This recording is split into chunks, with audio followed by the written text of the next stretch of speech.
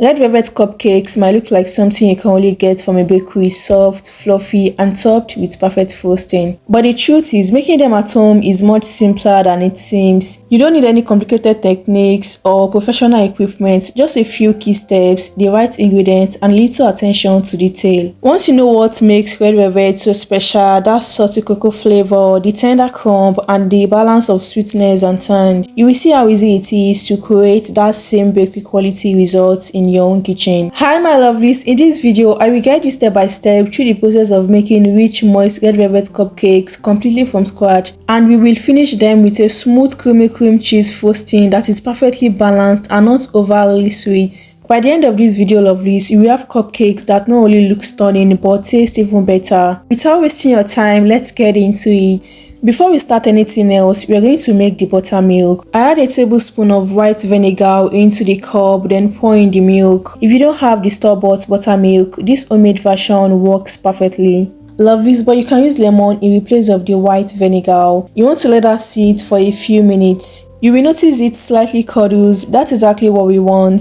This gives the same acidity as the real buttermilk, which is important because it helps make the cupcake soft, tender, and fluffy later. While this sits, let's move on to prepping everything else. I preheat my oven so it's fully ready when the batter is done, and I line my cupcake tray. This step makes everything smoother later because once the batter is ready, we want to move quickly so the texture stays consistent. Now that we are done with that, let's prepare our dry ingredients.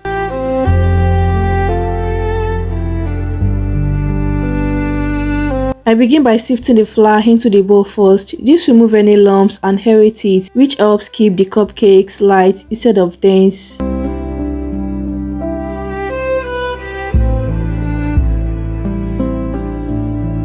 Then I add baking powder, baking soda, and salt. Sift it in again so everything is evenly distributed. Each ingredient has a specific role. Flour is the foundation, it builds the structure. Baking powder gives extra lift, helping the cupcakes rise evenly and stay soft. Baking soda does more than just making the cupcakes rise. It reacts with acidic ingredients like vinegar in the buttermilk later in the recipe. That reaction produces carbon dioxide bubbles, which create that light airy texture inside the cupcake.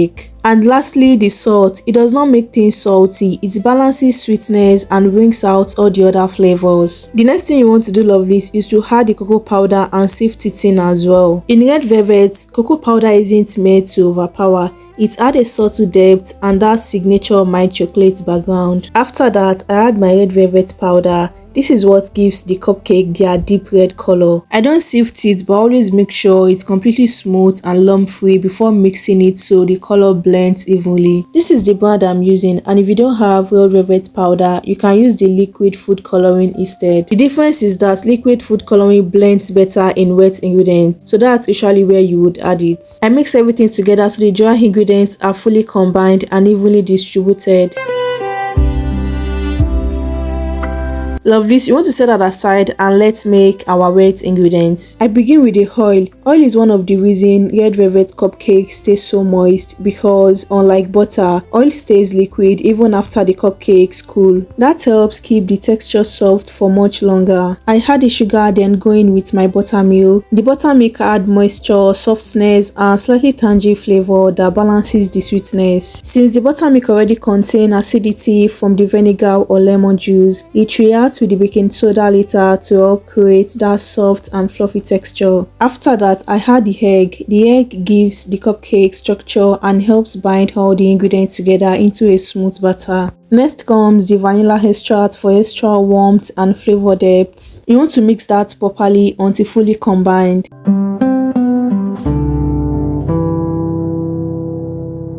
At this point, all the wet mixture are fully combined and ready for the dry ingredients. Now I add the wet mixture into the dry ingredients and mix together.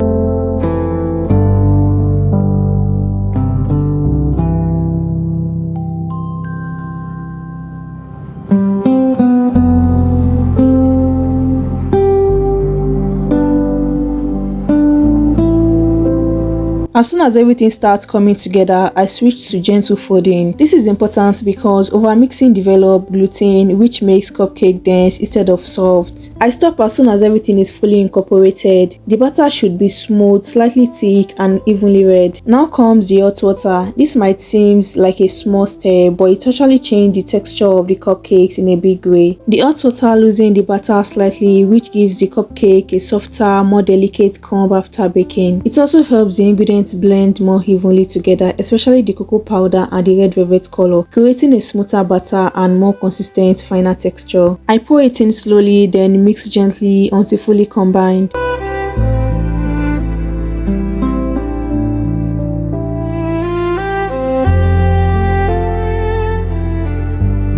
Once combined, the next thing you want to do is to transfer the batter into a cupcake liners. Instead of using a scoop, I use a measuring cup to pour the batter in. It makes the process cleaner, easier to control, and helps each cupcake stay evenly sized. I fill each liner about 2/3 full so they have enough room to rise properly in the oven without overflowing. Now they go into the oven. This is where everything we build starts working together. The acidity from the buttermilk reacts with the baking soda, producing gas bubbles that expand with it. That's what gives red velvet its light, airy texture. I avoid opening the oven early so they don't collapse. I let them bake for about 18 to 22 minutes or until a toothpick comes out clean. Once baked, I let them rest in the tray for a few minutes, then transfer them to a cooling rack. Even though they look done, the inside is still setting. If you frost the cupcakes too early, the frosting will melt and the structure won't hold properly. So make sure to let them cool completely before decorating.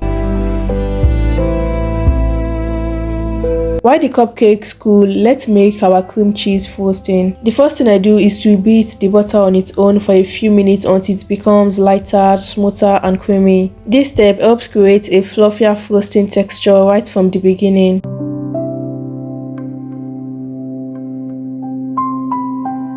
After a few minutes of mixing the butter, I add the cream cheese and continue mixing just until everything is fully combined and smooth. Lovely, you don't want to overmix here or the frosting can become too soft. The next thing I do is to sift in the powdered sugar gradually. Sifting the powdered sugar helps remove any lumps and keeps the frosting sticky instead of grainy. I mix everything together until smooth and creamy.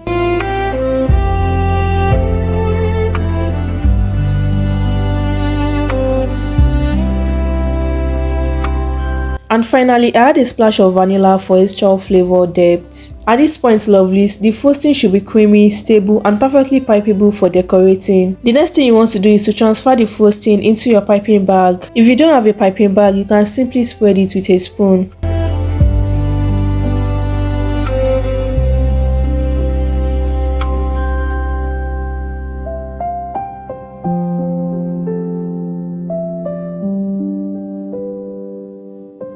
And lovelies, look at our soft, moist red velvet cupcakes. They are perfectly cool and ready for the frosting.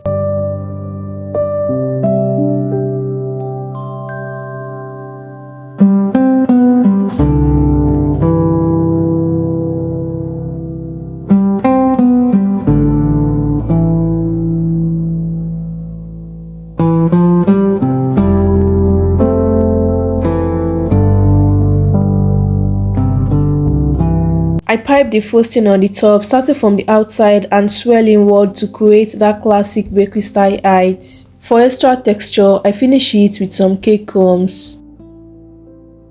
And this is the final result. The cupcakes are super soft, moist, and light with that classic velvety texture inside. You get a subtle cocoa flavor, a slightly tang from the cream cheese frosting, and just the right amount of sweetness that balance everything out. Honestly, lovelies, even without the frosting, the cupcakes taste amazing on its own. But once you add that creamy swirl on top, it really brings everything together. Bakery style red velvet cupcakes made right at home. Once you understand how each ingredient works together, the opposite becomes so much easier and the result turns out incredibly soft, moist, and fluffy every time. I really hope you enjoyed baking along with me today, lovelies. Don't forget to like, subscribe, and leave a comment letting me know what recipe you want to see next. Thank you so much for watching, and I will see you in the next video. Bye, lovelies.